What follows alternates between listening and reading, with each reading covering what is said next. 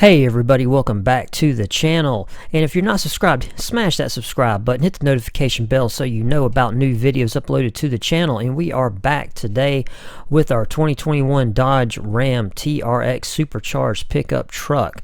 Now this truck, for all intents and purposes, is pretty much stock, especially from the motor side. It does have some graphics added to it, and it does have this set of powered Aries steps.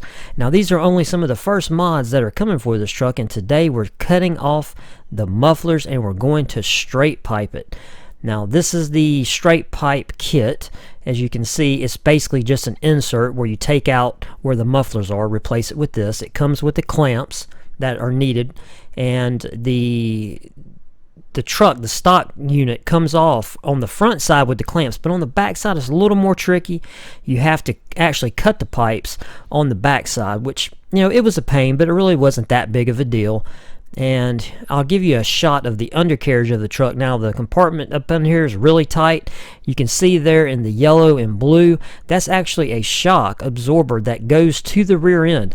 I guess it's to help kind of stabilize the rear end when you do those hard launches, because as I said, this is a high performance truck.